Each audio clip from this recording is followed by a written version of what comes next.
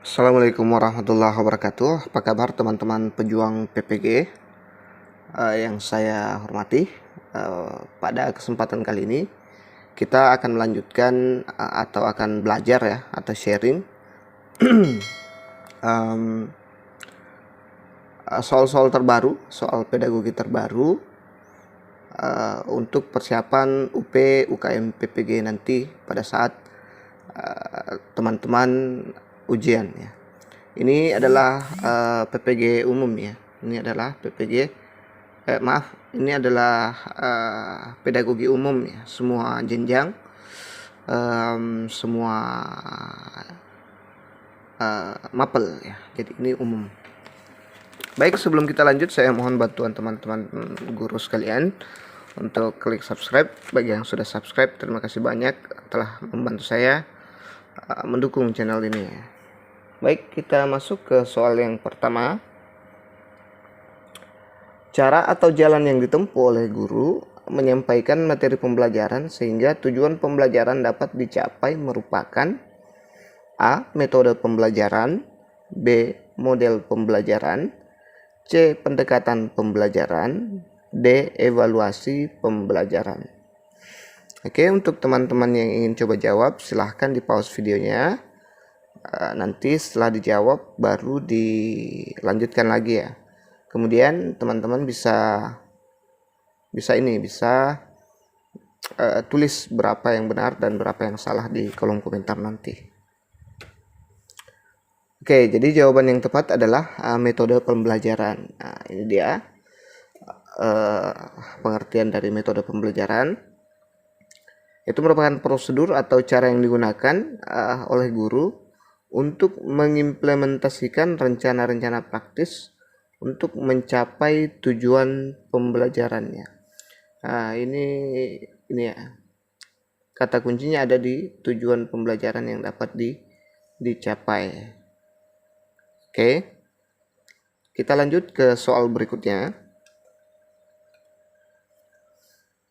Di dalam proses pembelajaran, para siswa dihadapkan dengan situasi di mana ia bebas untuk mengumpulkan data, membuat dugaan atau hipotesis, mencoba-coba atau trial and error, mencari dan menemukan keteraturan pola atau pola ya, menggeneralisasi atau menyusun rumus beserta bentuk umum, membuktikan benar tidaknya dugaannya itu. Hal ini merupakan penerapan teori belajar A. Humanistik, B. Sibernetik, C. Konstruktivistik, D. Behavioristik, E. Kognitivistik ya. Bagi teman-teman yang benar-benar perhatikan modul-modul pedagogi yang sudah disediakan oleh Kementerian Pendidikan dan Kebudayaan, insyaallah dengan mudah akan menjawab soal ini ya, akan paham ya. Ini sebenarnya kalau kita hanya sekali baca, kita akan agak-agak bingung membedakan yang mana konstruktivistik, kognitivistik, dan semua ini ya. Jadi harus dibaca berulang-ulang. Nah, ini kan juga kita dapat sewaktu di bangku kuliah, jadi hanya sekedar mengulang saja. Oke, jadi jawaban yang tepat adalah teori konstruktivistik ya. Ini paham dari konstruktivisme adalah suatu pendekatan terhadap belajar yang berkeyakinan bahwa orang secara aktif membangun atau membuat pengetahuannya sendiri dan realitas ditentukan oleh pengalaman orang itu sendiri pula. Ya, ini dalam bukunya Abimanyu 2008 halaman 22 ya. Jadi ini belajar berdasarkan pengalaman ya, trial and error ya. Nah, jadi dia lebih cenderung ke konstruktivistik ya. Benar, membuktikan benar tidak dugaannya itu ya. Oke, kita lanjut ke soal berikutnya. Kalau ada yang keliru dari jawaban saya silahkan di koreksi ya di kolom komentar. Saya senang kalau ada teman-teman yang bisa mengoreksi kekeliruan saya. Ini juga bisa jadi pedoman untuk teman-teman. Di bawah ini adalah tipe belajar menurut Habermas, ya. Kecuali A. Belajar aktif, B. Belajar teknis, C. Belajar konsep, D. Belajar praktis, E. Belajar emansipatoris. Ya, ini Habermas adalah salah satu tokoh pendidikan juga ya. Oke, jadi jawaban yang tepat adalah belajar aktif ya.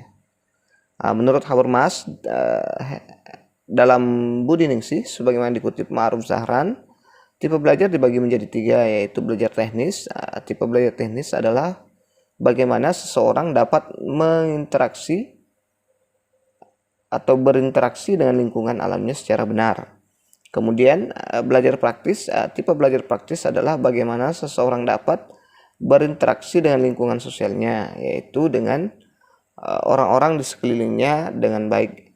Kemudian yang ketiga adalah belajar emansipatoris. Tipe belajar emansipatoris adalah menekankan upaya agar seseorang mencapai suatu pemahaman dan kesadaran yang tinggi akan terjadi perubahan dalam lingkungan sosialnya. Jadi ada teknis, nih, ada praktis, kemudian emansipatoris. Kemudian kalau konsep dia masuk di emansipatoris ya, ini menekankan upaya agar seseorang mencapai suatu pemahaman ya. Belajar konsep itu sama dengan belajar memahaminya. Itu menurut saya. Baik, kita lanjut ke soal berikutnya. Seluruh komponen pendidikan memiliki tujuan yang sama, yaitu terbentuknya manusia yang ideal. Manusia yang dicita-citakan, yaitu manusia yang mampu menjadi aktualisasi diri. Pernyataan tersebut merupakan bagian dari teori A. Konstruktivistik, B. Kognitivistik, C. Cybernetik, D. Behavioristik, E. Humanistik. Ya, jadi untuk ini soal ini jawaban yang tepat ada di option E, yaitu dia termasuk teori humanistik ya. Kata kuncinya human itu kan manusia. Ini ada manusia yang ideal, manusia yang diceritakan. Kemudian yaitu manusia yang mampu mencapai aktualisasi diri. Jadi sangat mudah ya kalau ada kata manusia memanusiakan manusia atau manusia yang ideal, itu pasti jawabannya adalah teori humanistik. Ini kemanusiaan manusia. Menurut teori humanistik, belajar harus dimulai dan ditujukan untuk kepentingan manusia memanusiakan manusia. Teori belajar humanistik sifatnya abstrak dan lebih mendekati kajian filsafat. Teori ini lebih banyak berbicara tentang konsep-konsep. Dalam teori pembelajaran humanistik, belajar merupakan proses yang dimulai dan ditujukan untuk kepentingan memanusiakan manusia. Oke, contoh soal selanjutnya. Contoh penerapan teori behavioristik yang dapat dilakukan oleh guru dalam praktik pembelajaran adalah A. Menyediakan atau memberikan kegiatan-kegiatan yang merangsang keingintahuan siswa dan membantu mereka mengekspresikan gagasannya, ya, mengekspresikannya. Kemudian B. Memberikan penjelasan pengetahuan baru. C. Memberikan stimulus kepada peserta didik berupa penataan lingkungan belajar. D. Membimbing siswa dalam memperoleh pengetahuan baru. E. Memahami tahap-tahap perkembangan peserta didik dan menggunakan metode pembelajaran sesuai dengan tahap tersebut. Jadi teman-teman bisa jawab dulu pas videonya jika ingin jawab ya seperti soal nomor 1 tadi. Ini dia. Jadi jawaban yang tepat menurut saya adalah memberikan stimulus kepada peserta didik berupa penataan lingkungan belajar ya. Ini dia, belajar merupakan akibat adanya interaksi antara stimulus dan respon. Itu dalam bukunya Slavin tahun 2000 halaman 143. Seseorang dianggap telah belajar sesuai jika dapat menunjukkan perubahan perilakunya. Menurut teori ini, dalam belajar yang penting adalah input yang berupa stimulus dan output yang berupa responnya. Stimulus adalah apa saja yang diberikan guru kepada pembelajar, sedangkan respon berupa reaksi atau tanggapan pembelajar terhadap stimulus yang diberikan oleh guru tersebut. Proses yang terjadi antara stimulus dan respon tidak penting untuk diperhatikan karena tidak dapat diamati dan tidak dapat diukur. Yang dapat diamati adalah stimulus dan respon. Oleh karena itu, apa yang diberikan oleh guru atau stimulus dan apa yang diterima oleh pelajar atau respon harus dapat diamati dan diukur. Teori ini mengutamakan pengukuran sebab pengukuran merupakan suatu hal penting untuk melihat terjadi atau tidaknya perubahan tingkah laku tersebut ya. Oke, ini ya memberikan stimulus ya, karena teori behavioristik itu kan pada dasarnya stimulus dan respon ya. Ini yang paling kita ingat ya. Kalau teori behavioristik ada stimulus dan kemudian ada respon atau output ya. Jadi yang paling cocok di sini adalah memberikan stimulus kepada peserta didik berupa penataan lingkungan. Nanti setelah itu kita lihat bagaimana respon peserta didik atau output peserta didik ya. Oke. Kalau menyediakan atau memberikan kegiatan-kegiatan yang merangsang pengetahuan siswa tidak tepat ya, kurang tepat. Memberikan penjelasan pengetahuan baru ini juga kurang tepat. Intinya kalau ada teori behavioristik pasti ingat stimulus dan respon. Oke, kita lanjut ke soal berikutnya. Teori belajar yang mengutamakan perubahan tingkah laku pada individu yang belajar dengan mengutamakan hubungan stimulus dan respon merupakan teori belajar. Ini masih ini ya. Oke, kita lihat jawabannya ya, masih teori behavioristik ya, stimulus dan respon kita ini pasti behavioristik ya. Nah, teori belajar behavioristik adalah sebuah teori yang dianut oleh Gage dan Berlin tentang perubahan tingkah laku sebagai hasil dari pengalaman. Beberapa ilmuwan yang termasuk pendiri dan penganut teori ini antara lain adalah Thorndike, Watson, Hull, Guthrie, dan Skinner. Kita lanjut ke soal berikutnya. Apabila dalam proses belajar peserta didik melakukan sesuatu sampai dengan mendapatkan respon yang tepat dan sesuai dengan apa yang diinginkan serta menghilangkannya apabila dirasakan tidak sesuai. Hal ini merupakan prinsip belajar dari A. Shaping, B. Konseptualisasi, C. Stimulus, respon, D. Trial and error, E. Conditioning.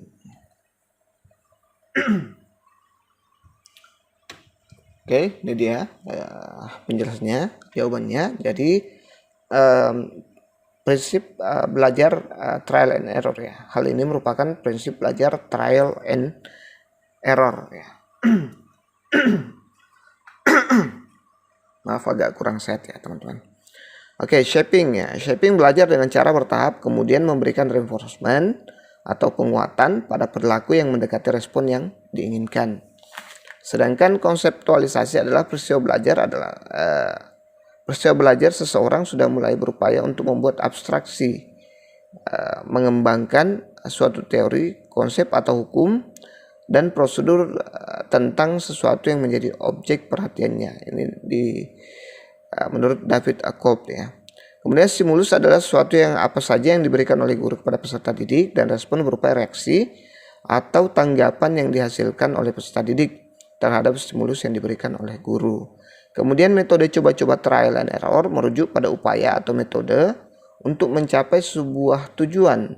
Melalui berbagai macam cara, upaya ini dilakukan tersebut dilakukan beberapa kali hingga akhirnya mendapatkan cara yang paling sesuai.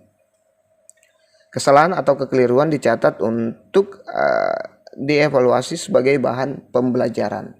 Nah, ini ya.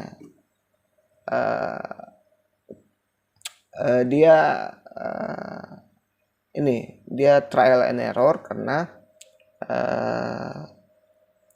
Melakukan suatu sampai ya. Ini ada kata kuncinya sampai dengan mendapatkan respon yang tepat sesuai dengan apa yang diinginkan. Jadi jangan terkecoh di sini ya. Jangan terkecoh di kata-kata respon ini ya. Ya. Ini melakukan suatu sampai dengan mendapatkan respon yang tepat dan sesuai dengan apa yang diinginkan. Nah, kalau belum dapat ya dia akan mencoba terus ya. Serta menghilangkan apabila dirasakan tidak sesuai. Jadi ini sesuai dengan konsep trial and error ya di sini. Nih.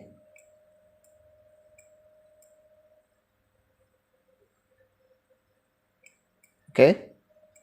Kita lanjut ke soal berikutnya. Pernyataan berikut yang menjelaskan makna istilah kognitif adalah A. Kemampuan mengemukakan pendapat, B. Kemampuan berkomunikasi, C. Kemampuan untuk memecahkan masalah, D. Kemampuan berinteraksi, E. Kemampuan untuk mengintegrasikan diri. Jadi jawaban yang benar adalah kemampuan untuk memecahkan masalah. Ini kognitif dalam bahasa ilmiahnya berarti proses berpikir manusia. Dalam perkembangan selanjutnya, istilah kognitif menjadi populer dalam domain atau wilayah psikologis manusia yang meliputi perilaku mental dan pemahaman, pengolahan informasi, pemecahan masalah, dan keyakinan. Dan ini teori ini juga, teori kognitif ini juga, istilah kognitif ini juga dipakai dalam teori-teori pembelajarannya. Oke, kita lanjut ke soal berikutnya. Perkembangan kognitif peserta didik di sekolah dasar berada pada taraf operasional konkret, sehingga mereka merasa kurang memahami materi pelajaran yang disampaikan gurunya secara verbal saja. Proses pembelajaran tersebut akan efektif jika disertai dengan menggunakan A. Media poster, B. Media benda nyata, C. Media gambar, D. Media cetak, dan E. Media grafis. Jadi jawaban yang tepat adalah media benda nyata. Kenapa menggunakan media benda nyata? Ini dia penjelasannya. Menurut Piaget, anak pada usia 7 tahun akan masuk tahap operasional konkret. Jadi 7 tahun itu akan masuk ya, berarti SD dia termasuk tahap operasional konkret, di mana anak sudah mampu berpikir rasional seperti penalaran untuk menyelesaikan suatu masalah konkret atau aktual ya. Namun bagaimanapun juga dalam menggunakan kemampuan berpikir mereka masih terbatas ya, dan terbatas pada situasi yang nyata. Jadi media yang paling cocok digunakan untuk anak-anak yang berada di fase operasional konkret adalah media benda nyata. Seperti itu ya teman-teman. Kita lanjut ke soal berikutnya. Pada suatu proses pembelajaran yang kebetulan hari itu bertepatan dengan peringatan Hari Sumpah Pemuda, guru sebelumnya telah menghimbau kepada peserta didik untuk mengenakan busana daerah masing-masing. Tindakan guru tersebut memperhatikan karakteristik peserta didik, terutama aspek A. Etnik, B. Status sosial, C. Motivasi, D. Moral, E. Minat. Jadi jawaban yang tepat adalah guru tersebut memperhatikan aspek etnik ya, aspek etnik ya. Ya, ini etnik adalah rasa identitas diri yang berkaitan dengan kelompok kultur, sosial umum, dan warisan budaya ya. Nah, ini kasusnya untuk banyak etnis ya. Tapi kalau kebanyakan kita kan hanya satu etnis saja. Misalnya kalau di Jawa ya Jawa saja, atau Sunda saja, atau misalnya Betawi saja. Kebanyakan seperti itu ya. Tidak banyak etnik. Kebanyakan kita ngajar itu tidak banyak etnik. Oke, kita lanjut. Pak Aris merupakan guru kelas 5 SD. Ketika memberikan pembelajaran, menyanyi atau musik, memilih lagu-lagu dari asal daerah peserta didiknya. Tindakan guru tersebut karena memperhatikan karakteristik peserta didik terutama A. Kultural, B. Etnik, C. Status sosial, D. Gender, E. Minat. Ya, kira-kira yang mana nih? Kultural, etnik, atau minat? Baik,